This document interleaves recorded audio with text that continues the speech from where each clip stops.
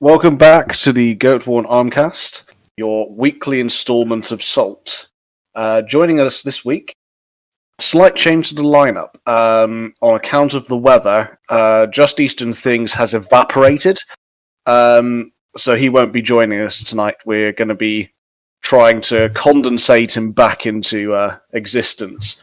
But the ginger troll has succumbed to the sun. Exactly. You know what this means, though, don't you, lads?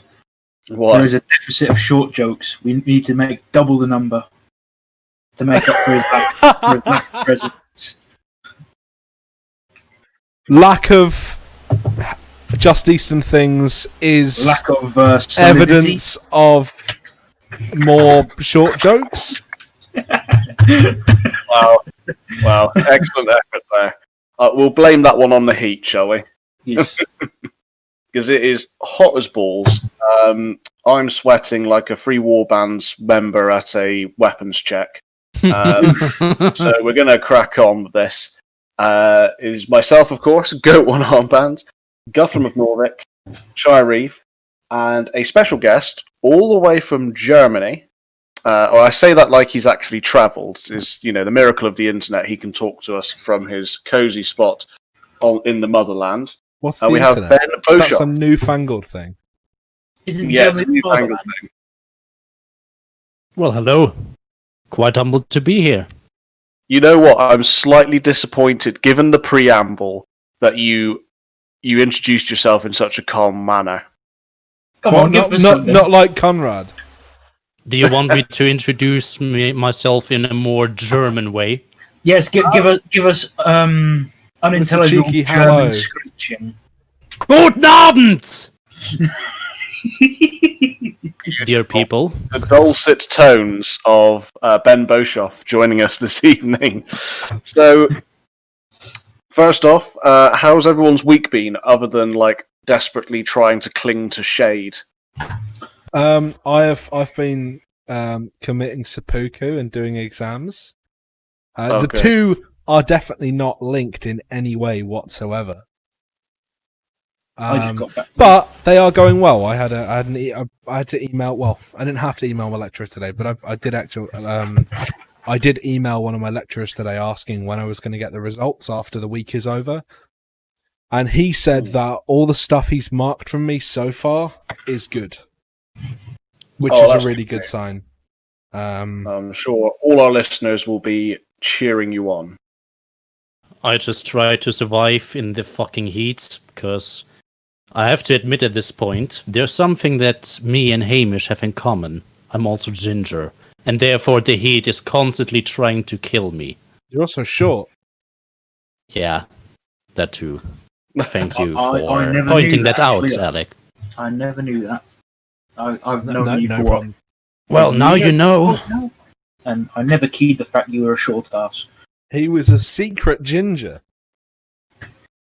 Well, I knew he was I knew he was a day walker, but yeah, my skin is so pale it's not really a secret. Are all your profile pictures then taken from a low angle to make you look taller?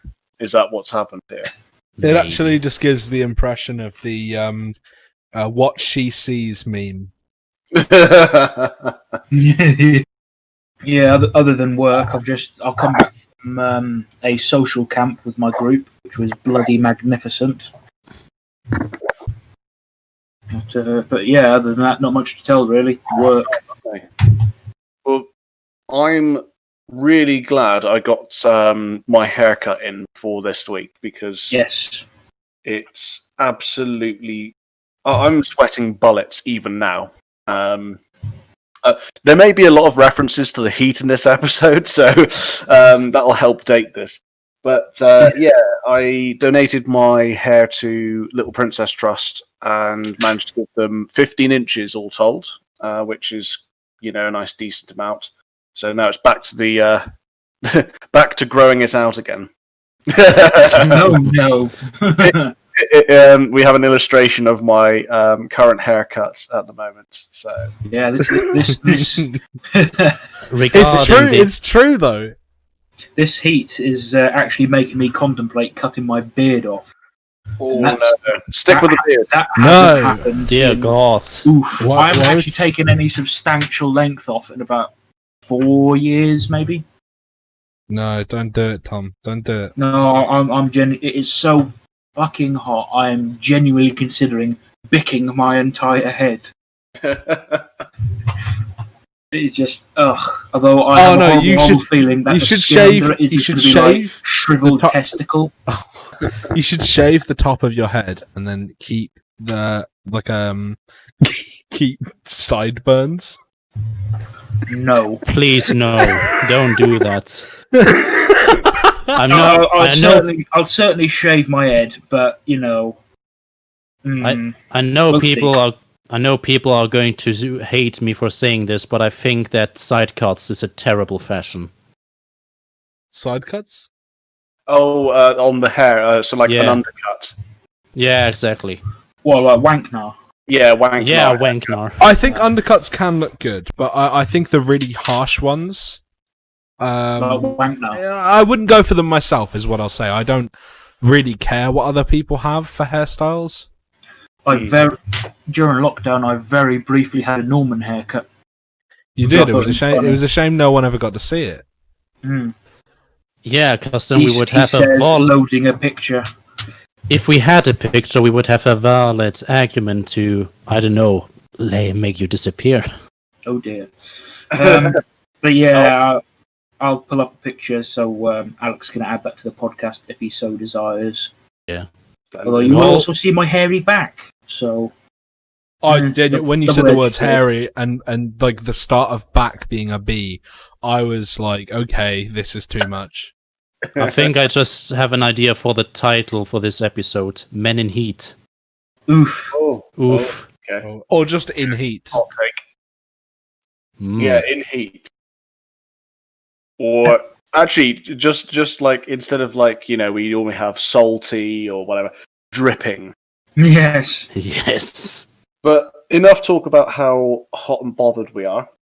Ben, obviously we've had an Eastern reenactment member on before. What's the scene like in Germany for reenactment?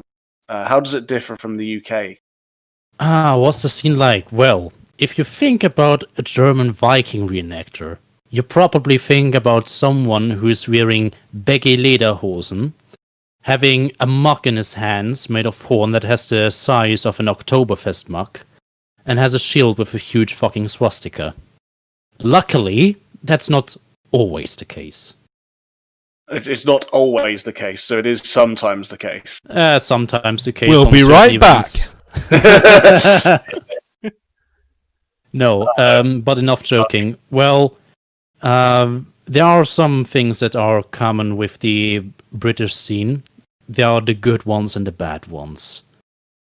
Oh, so you have farbs as well. That's not Yeah, luckily we don't have them in a huge group like Woofer. Farbs International. Yeah, they luckily only gather in really small groups, and that's it. Just in random little groups, but Hamburg also- Home Gang. oh fucking god! Thanks, I just forgot about these people. Thank you for reminding me. Yeah, Mentaloids. Alex is mentioning a really bad example for the scene, Holmgang Hamburg, which is That's it, yeah. yeah, it's a YouTube channel for everyone who doesn't know them, of some German Viking reenactors, and I say that with a pinch of salt, who mainly do videos in which they fight each other with sharps. Yeah. It's fucking mental. Sometimes also half naked. Oh, great! Yeah. Like So air quotes berserkers. yeah, the peak of intelligence. Splendid. But yeah, we also have very good examples of people who are also in certain locations. For example, the Hedeby Museum that we have in northern Germany, which is holding a big market in autumn and at Easter. And that is, pretty much one of the peak of Viking reenactment events. We also have the event of Schlotzau in, I think it's Thuringia, which is hosted by Christopher Kunz, that you probably know of. And otherwise, lots of people go to Denmark as well. Denmark has, funnily enough, a lot of German reenactors at their events, especially in Ribe, Mosgard, and those bigger locations.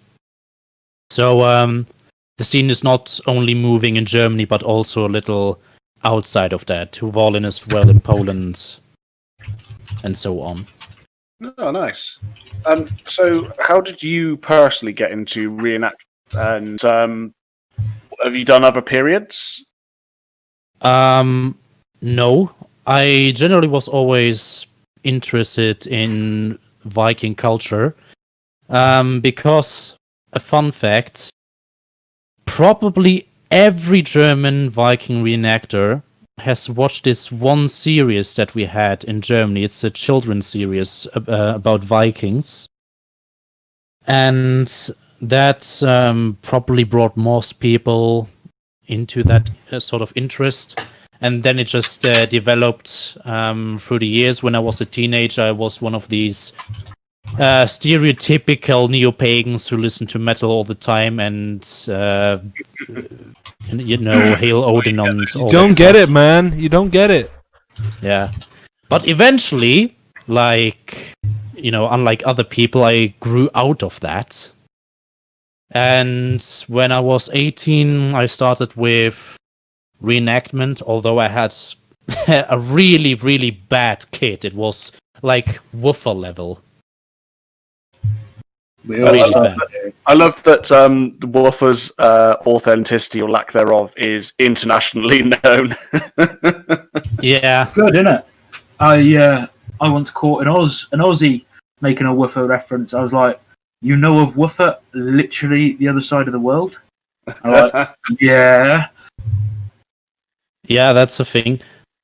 Well, those people are also moving in the, English-speaking Facebook groups. They know of that group. So, but yeah, I had a really bad kit in the beginning with 4 and not matching clothes and stuff like that. And eventually, I went for a specific period, and currently that's the second half of the 10th century. I'm trying to do a Danish impression, although 2 parts of my kit is from Birka in Sweden. But otherwise, I try to go for as many Danish references and finds as possible. Have you found that easy to do, or do you find them a little more wide, a bit spread out? It's fairly easy to do because if you take Hedeby, for example, it's incredibly easy to get sources from there because there is this one book called Spurensuche von Heiterbu, which is about the footprints in Hedeby.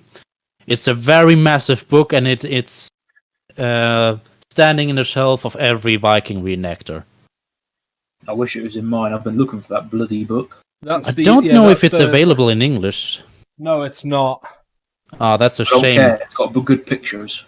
Yeah, it does. Yeah, it's a shame that they have not translated it into English yet. It's a really good book, and it has if you lots of information. If you own it, and do you also own a photocopier?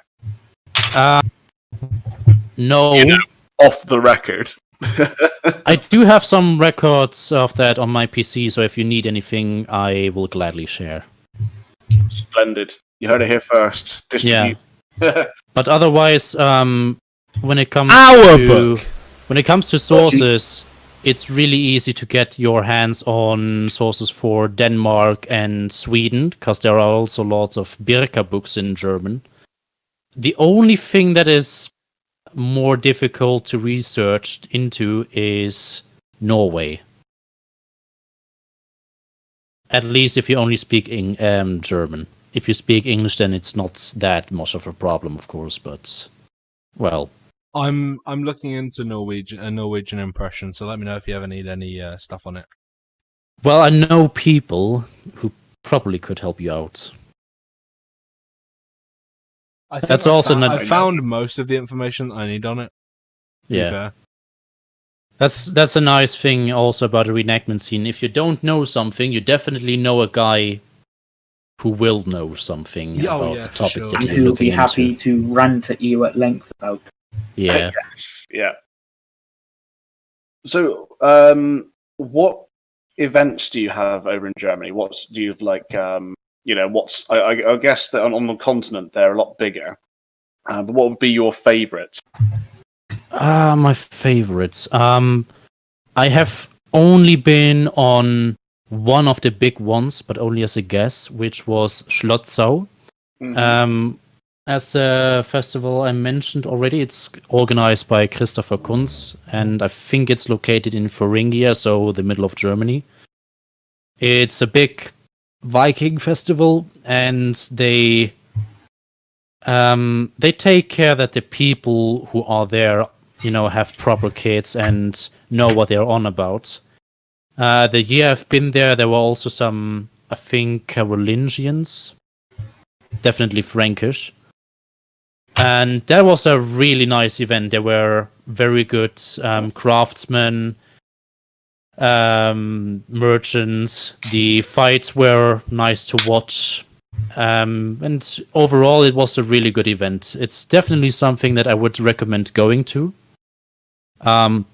Otherwise, we have Neustadt Kleve, which is also one of the major big events. Also includes a rather large battle. And then we have these events that are hosted by the actual museums. There are plenty of that. We have some Norse ones in northern Germany up to Denmark. We have some Slavic ones in eastern Germany. And we have some just earlier Germanic ones to the west and to the south of the country, I would say. That makes sense given the high amount of like Bavarian Germanic influence. Yeah. Because I know, like, looking into 5th century Germanic for my new impression, there's like you get a few Alemannic bits in terms of evidence. Then you've got like the most to the north is like north of the what's the modern Danish border, so it's mostly like Nydam and stuff. Yeah. And then like you have really Germanic stuff to the southeast, like in Bavaria and so on. Yeah, I mean it's also because, well, there are a lot of Slavic footprints, for example, in Eastern Germany, and the areas just go with that what's most present. Like, there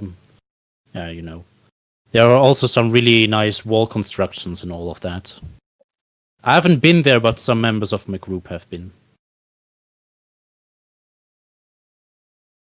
So yeah, there are definitely some recommendable locations. Sweet. Well, so there's quite a wide variety then. You're not kind of, you're a bit spoiled for choice then. Yeah, quite so. Although, I suppose that looking into Slavic reenactment is a little more difficult because although we have museums and a bit of literature in that regard, most of that is still in Polish, Russian, etc. So if you only speak German, you will probably rely on some people that speak the Slavic languages and can look up some stuff for you. So, don't leave that in. Don't leave my little noises in. I will be now. Oh no.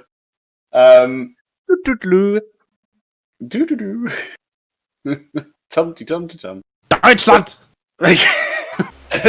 Yeah. Do you do those little, noises when you're trying to think, Ben? I'm a bit afraid to answer that, honestly. Okay, I'll move swiftly on then. So, how did you have the dubious fortune of stumbling across my comic, and which one is your favorite? If you have, That's a good question. I don't remember exactly where I found your comics, but it was probably in one of the Facebook groups that I'm in one of the many. And I know it was one of the early ones, when you still had that Norman guy in your group, and most comics were about the Hastings event. yeah. But thinking about my favorite one, well, those will probably be some of those that contain a lot of salt. I know Well, that's not a always very good. precise answer because a lot of them include salt, but but no, generally I'm a big fan. It's quite satisfying my taste of humor. Oh, good. Because I've always been curious how my comic was received overseas, because when I've been looking at where it's been shared and who's been sharing it, on occasion I'll see it posted in, by someone with a very like German or Russian sounding name, and then Yeah. all the comments will be in a language some of them in languages I don't recognize, and I have to go do some googling to find out exactly where it's been shared. So yeah, I was always interested to see how it would translate, as it were. So Well, the joke still which one is work this? Sorry, for you as a German. I'm sorry, what? So which the joke still, do the jokes still kind of work for you then? Even though obviously I've written it in English with certain phrases that might only make sense for me as an Englishman. Well, the thing is, it is shared in some groups, but I mostly see it people personally sharing them, and those are the kind of people that are also speaking English. The thing is, it's a little bit of a regional and a generation gap, because there are the younger people, up to, I would say, 30, who probably speak English on a decent level, and the older ones don't. Because the general problem is, we have everything in German. The television is in German, advertisements, signs, all of that.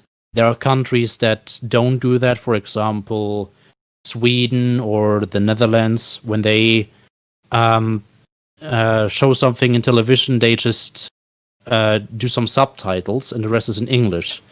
But we tend to dub everything, so in our everyday's life, we are not really being encountered with English. We Right. are not getting in situations where we need it, so people just don't really bother So with it. something just kind of popped into my head. Hypothetically, if I were to release like Goatworn Armband Volume 1, and it's like the first year of comics, would it benefit from being translated? Probably, think? yeah. Yeah. I can imagine that, yes, because the humor is pretty much the same, and there are also a lot of situations that we can relate to in Germany as well. Yeah, it's pretty international with, like you say, you've got Farbs as well.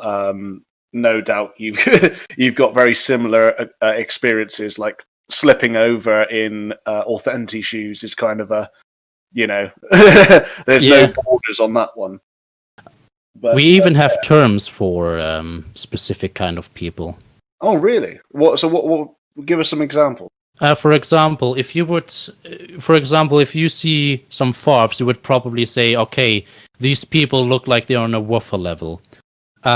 We have a general term for these kind of people, which is Gromi, and it means as much as roughly Middle Ages.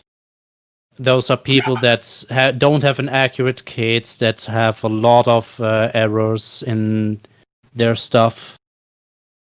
And these people, in return, call the more authentic people Päpste, which means are popes. R stands for authenticity, because in their view, the people who are authentic like to preach about it.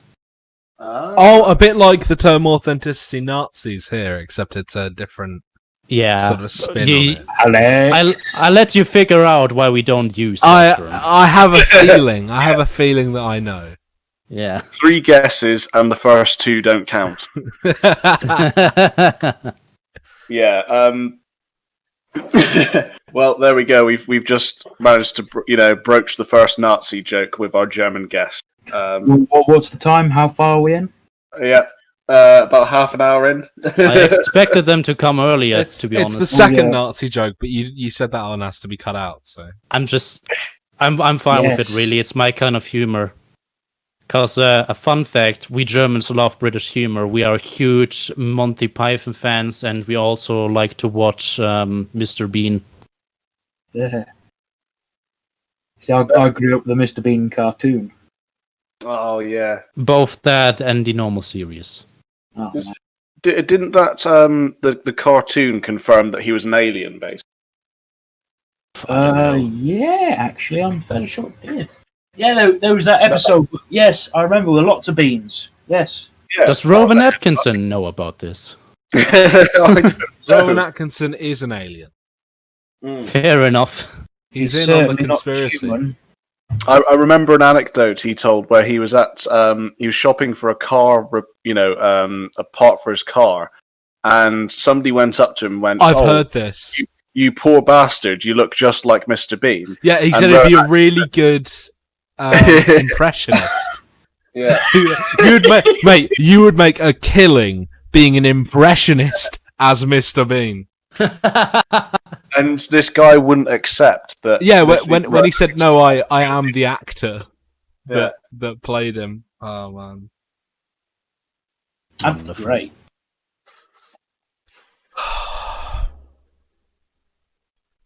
So, we've often chatted here about other periods we'd like to do. Do you have any aspirations beyond your late 10th century kit? If I would go for another period, it would probably be migration periods, but depends what exactly. It would definitely be something Germanic, maybe Frankish. Because the Franks have been in my region, and that would probably be the easiest to research on. And otherwise, the later periods are not really my cup of tea. Sure. Maybe Nordic Bronze Age would be something that I would consider as well. I do find it slightly strange that kind of the Viking Age is relegated to Vikings and Anglo-Saxon. And we, outside of our circle, Franks and Carolingians are almost footnotes, which is bizarre. Which is strange because they were a superpower. It is bizarre, yeah, I agree on that. Not that the Carolingians lasted super long, but they were still a big power horse of the early Middle Ages. But I hear about the Vendel, who were again relatively short-lived, far more than I hear about the Carolingians. Even the Byzantines, you don't hear that much about, except in some Eastern circles. Yeah. Now that you mention it, I could imagine a Vandal impression as well, probably with things that are mainly coming from Öland, because I already got a fibula from that period. So you wouldn't consider World War II then? Oh dear. No. I'm going to take this question seriously. I have been informed that the state of World War II reenactment in Germany is rather difficult because of the laws there. Yeah, I imagine that. Well, probably. WW2 reenactment is present, but it's not a big thing. I think that the scene for that is much bigger in Britain than in Germany. I was talking to one of my mates who's from a member of Regia who lives permanently in Germany, and he is German. I think he joined Regia through someone who now lives in the UK. But he basically he said that we were at a multi-period show, Detling Military Odyssey, which has loads of World War II, World War One, etc. Yeah, I think I know which one you're talking about. Yeah, and you go into the you walk up to the main building, and then there's like a market where they have like the main World War II traders. Yeah, and there's like fucking swastika flags draped over the walls and shit, and like all these daggers and things, and he was like, he was explaining that in Germany, like you couldn't have any of that. The thing is, I'm not a lawyer, of course, but the laws about this are quite specific. The thing is, if you would be on an event or in a museum, and you would have these kind of symbols that are normally outlawed, in that regard it would be fine because it has an educational reason. It's always depending on how you reason these things. But the problem is people are probably still going to throw at you.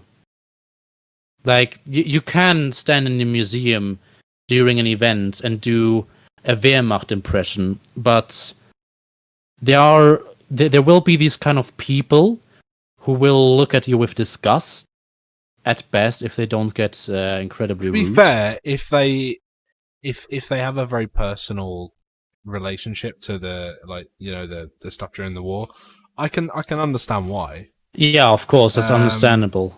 Like, and to be fair, I'm going to be very honest. Like, there are a lot of really respectable World War II German reenactors in the UK, but there's also a lot of really fucking dodgy ones. Yeah, and like I'm glad there's hopefully not as many of the dodgy ones in Germany. I don't know, because I only actually know one person who did WW2 reenactment, and I think he did the impression of a field medic. Yeah. See, that's fairly simple. That's not like. But yeah, the problem is not only in the WW2 scene, but also in the Viking scene. There are these kind of people who are not only doing it for the sake of reenactment. Exactly, yeah, it's the ideology and and that's sorry. Yeah, no, go on, please. There's one in the UK, a type of World War II German reenactor, where they'll be reenacting an SS officer, and then when the evening comes, they'll get out of their SS officer uniform and put on their SS officer dress uniform. Outside of show hours, when everyone's just gone into civvies, they'll be in there. Yeah. The other one, which sometimes you have people that do both. The other one is people who dress their kids up as Hitler Youth. Oh, for fuck's sake, don't do that. Yeah, it's well, don't get me wrong, if the kid is old enough to understand the impression, and in my opinion, old enough to understand that impression is like at least 16. So really too old to be doing it. Yeah, well, yes, I partly agree on that, but at least in terms of the context of everything, I obviously like kids of a teenage kids understand the context, generally speaking, of Hitler Youth, but like the context in a modern setting at a reenactment and so on, and understanding the problem behind it and everything. I do partly agree on that, but the problem is you have to consider, how is that topic approached to the kid? Is it approached by proper educational influence, or is it approached by the father who is maybe glorifying it? Yeah, exactly. That's what I mean. If child gets the choice and is looking at it from a weighed up point of view and saying, do I really want to do this? And yes, I do. That's fine. Because that's well, you know, I mean, you don't know their ideology behind it, but it's fine to do that impression, because if you're a child and your dad is a World War II reenactor, maybe it's the only one you can do. Well, I would like to say some final words on that topic. Yeah. Political differences are also present within the Viking reenactment scene. They are definitely there, unfortunately. But people deal with that kind of stuff quite reasonable. So, yeah. Yeah, we had something kind of slightly different to that. There was a small event I often went to before it got kind of cancelled. Was they portray the German Home Guard, which the Volkssturm. Yes, they're great. Volkssturm. Yes. I love that group. They're awesome. Yeah. Genuinely. I know it's funny how you pronounce these. Yeah. They literally just do old men and boys. Yeah, and it's like they're not like SS. They're not even Wehrmacht. They're just dudes that have been given Panzerfausts and told to blow up the local Sherman. Like, just guys being dudes. Just bros being dudes. Yeah, I know my own history. Thank you. I'm just kidding. No. I was just saying the logic behind like why. That's actually nice. That's actually a really nice thing, because it's a little more neutral. I feel like if you do the impression as well, you clearly know the history behind it and can explain to people how fucked it was. So it is educational. Like you are being the education that explains that situation. That is, I always find the educational aspect very important generally in reenactment. Unfortunately, that is something that a lot of people don't share. Yeah, we were I was camped at Detling last year on plastic next to a guy who I can't remember if he was doing Volkssturm that weekend or he was ex-Volkssturm, and we just chatted and stuff while I was setting my tent up. He was a really nice guy. And the group that do it are pretty good. See, one of the things I'd love to do, and it's an extraordinary amount of money, time, and effort involved, and it'd probably never get off the ground, is to do a World War II tank crew and tour around in an actual, repurposed tank. Oh boy, people do it and do get paid for it, but it's hard. You say, it's the setup cost and everything. Yeah. But like, imagine like you and the boys. Yeah. Well, shall we move to the next topic? No, let's stay on Nazis. Let's keep going on. No, sorry. It doesn't bother me. I just don't want to get stuck on that. For sure. I was going to move on, and then I realised that, well, when Ash brought up the Volkssturm guys, it was an important point. Yeah. They are a fantastic group. I mean, general reenactment thing just gets stuck on one topic for hours. Yeah. Yeah. What's a tangent? Yeah. What? Don't worry. So,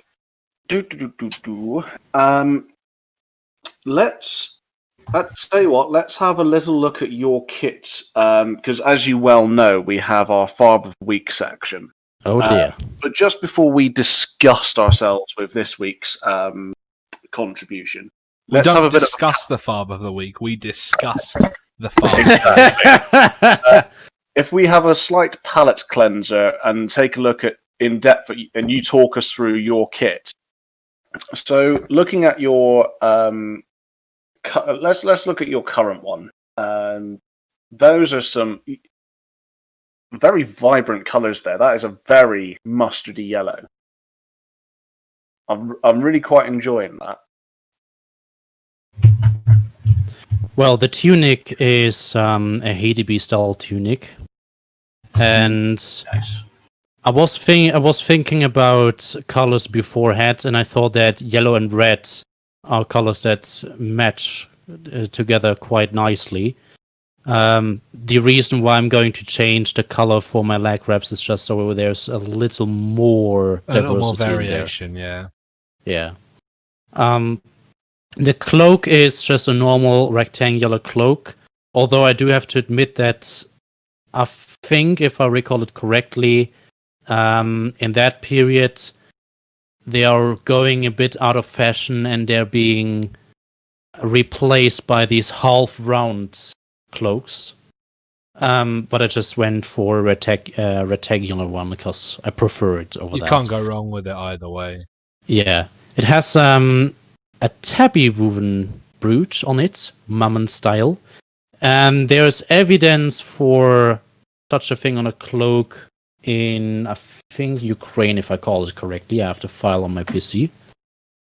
I think I've seen. It's a fragment, isn't it? It's a it's a fragment. Yeah. That's actually something that I very specifically researched on because I didn't want to have that brooch on my cloak and then there's no evidence for it because that looks a little embarrassing. The hat is a Birka type one. There is a hat for KDB, but frankly, I didn't see it fitting for myself. Oh, the pillbox. Yeah, I just didn't see it fashionable for myself. So I went with the Birka one. I like them, but I think that's because it works with my impression. Yeah. So it's up to you. It is a nice hat you've got. I really rate the insert number of panels here, panel hats. I think they're quite nice. Thank you. The cup, although you can't see it in detail, sorry for that, is also from Hidibu.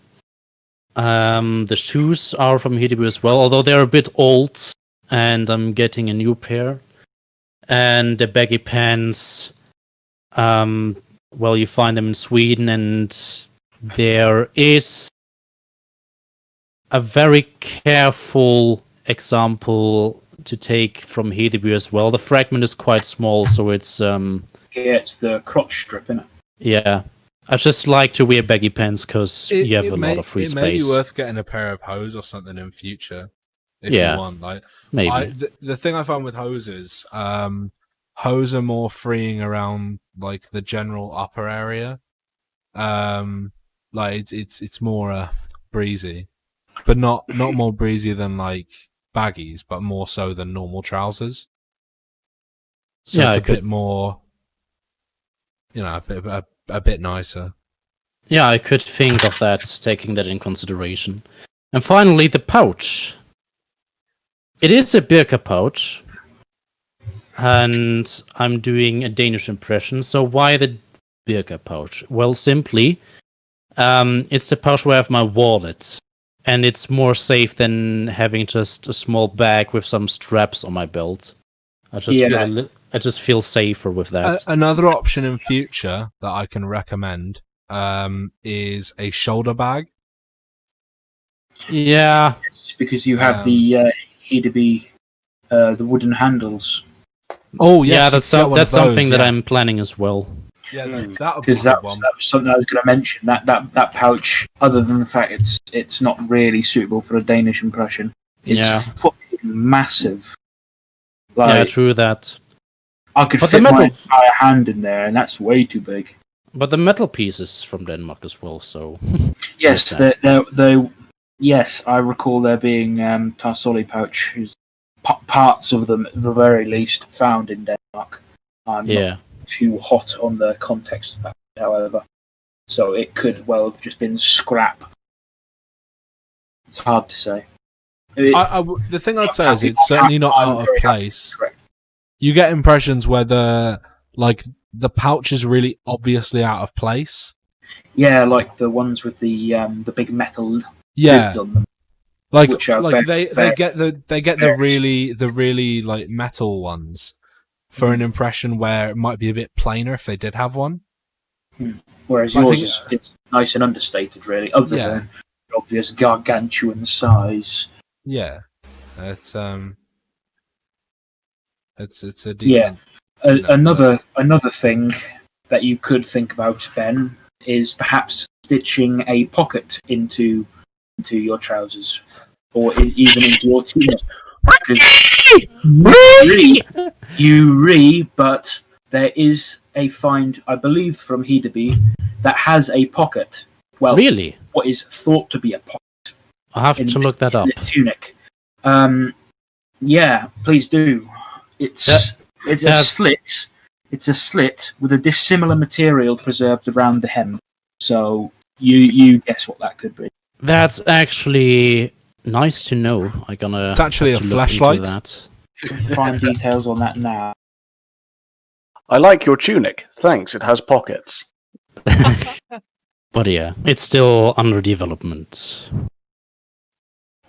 But hey, no furry hats. Yeah, no leather lamella, which is more than can be said for our Farb of the Week. Whomst is... Where's our Farb of... There's a couple up. Is it the one I sent you? Oh, so what? Behold. Oh no, it's a mantis. It's a praying mantis, you know. Jeez. Is that leather, or is that really shagged metal? No, leather. That is leather. That's really shagged leather. There we go. Yeah, I've got it open now. Yeah, it's definitely leather. Is that chrome? So, you know what? I think the only thing that's okay in this impression is his sword. I can't see much of the sword, really. I might even hazard to say that's far too narrow. Yes, that is one thing. It's difficult to say with the angle and the blade and everything. The angle of the blade and everything. But yeah, it does look a bit narrow. Where do you start with something like this? Like, start from the top. From the bottom to the top. Yeah. Boots, no. Trousers are obviously... I don't know, I think it's like polycotton, you know, chino material. Yeah.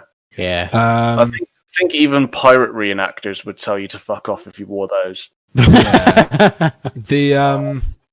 The leather lamella, obviously, I don't think that even has to be said at this point.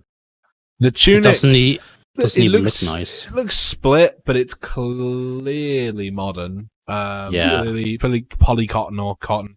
Something that will stick to you if it starts to burn out anyway.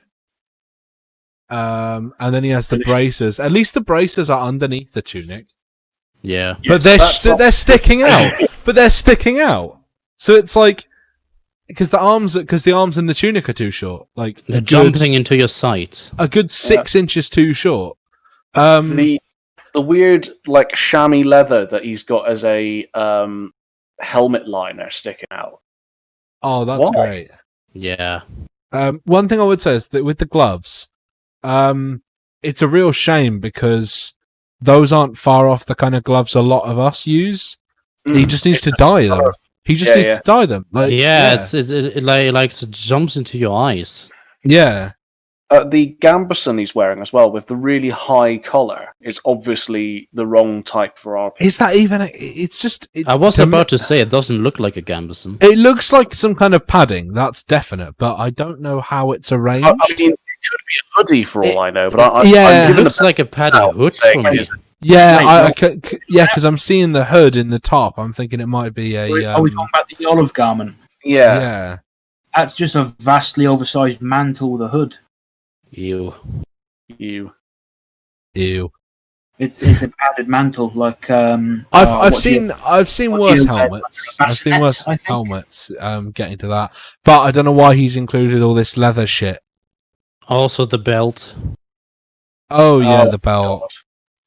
The thing that gets me with that's quite jarring now when I see it is chrome tan. Like it's clearly chrome tan leather, and the problem is you can just tell. Yeah.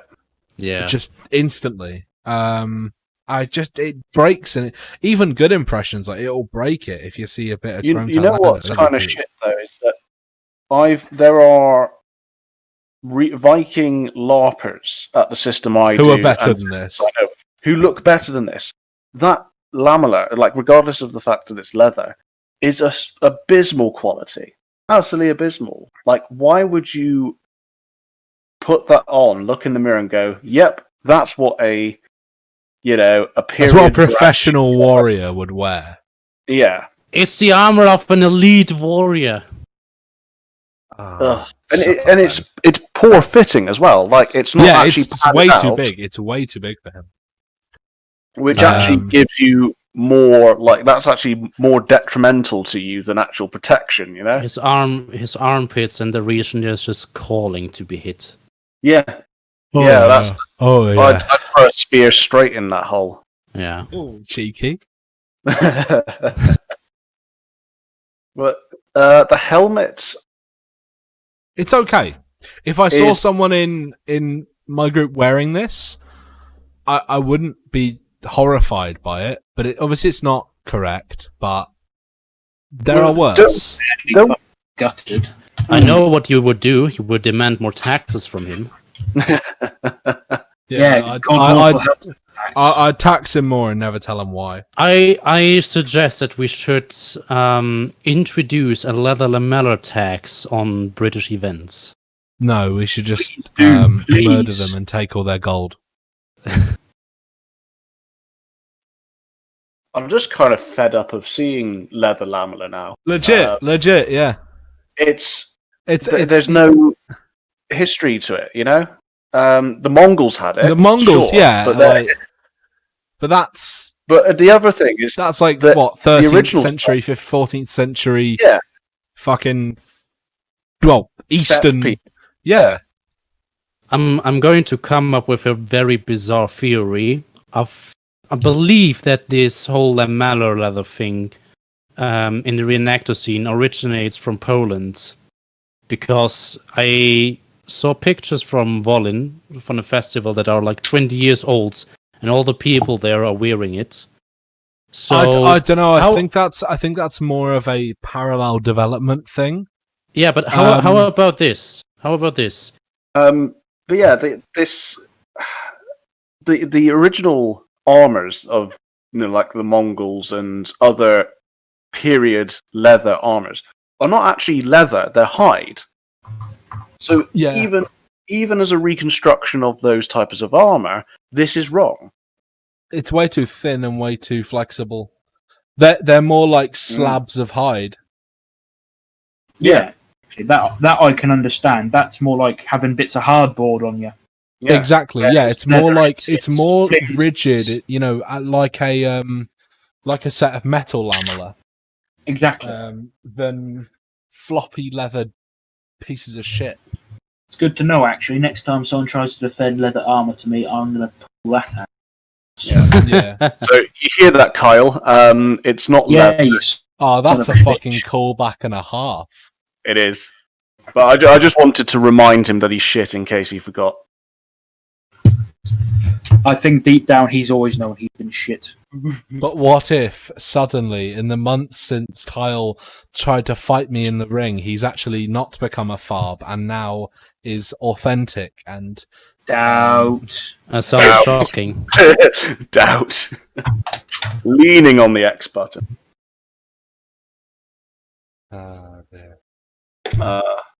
Yeah, stay classy, Isle of Wight. What are we scoring this piece of shit then? I'm gonna give him a single piece are we gonna out go of in an order? absolute pile of shit. Are we going to go in order? Yeah, well, Oh, I can just say it later if you want. okay.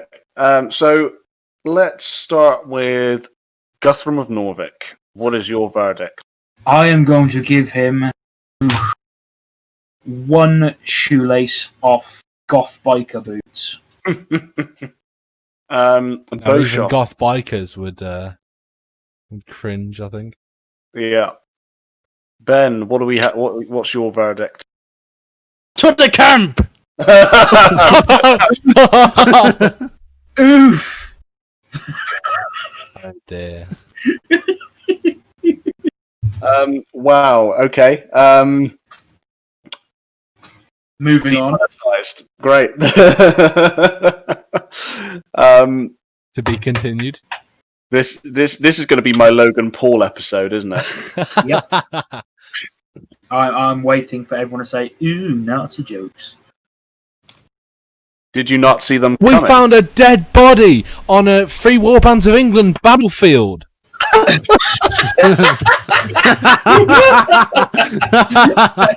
Let's pose next to him.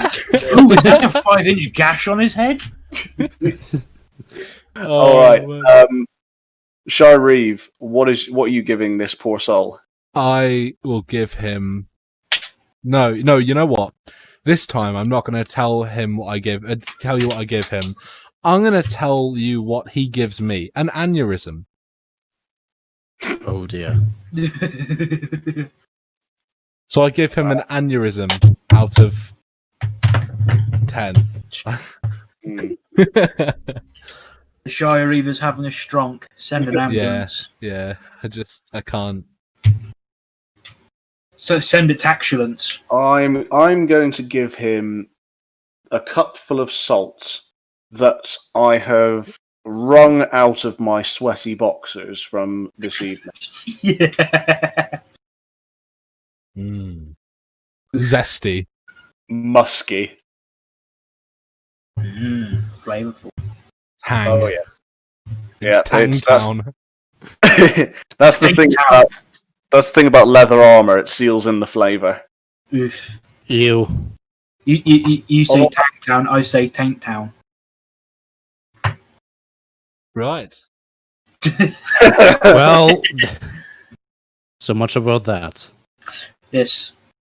On that note, Well, there it is. A very hot, sweaty podcast.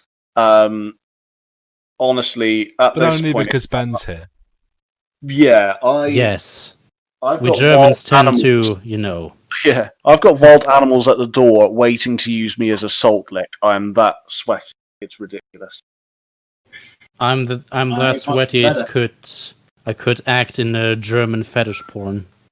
oof. Oof. And kids, don't Google that. Don't do it. If kids are listening to this, I'm concerned. Yeah. Hey, I mean, there are two types of things that Germany is famous for. WB2 stuff and porn industry. So, Yeah, so you're just going to brush over World War One there a little bit? nah. Okay. Nope. That silence, though. Just one World War they started. The silence was it? of disappointment. Just Yes, one there World War. was only one World War. I do not know what you are talking. Ha ha ha. It's the Austrians' fault. Well, Nah. they both were, really, if you think about it. No, I'm kidding. That's a serious matter, really. But Yes. anyway, enough of WB2. And they would have gotten away with Wee it. 3. No, don't. So we'll obviously trim that down. Oh yeah, for sure. For Yeah. sure. Just Right, we do need an outro. Do the outro. Okay, so thank you to our guest this week, Ben Boshoff, who has provided a rather interesting look into the German reenactment scene. Thank you to Guthrum of Norvik and the Shire Reeve for participating, even though I know they're sweating their balls off trying to record No, this. my balls are sweating their balls off. Then thank you from myself, Goatworn Armband. I'm going to go and jump into a bucket of water and try not to die.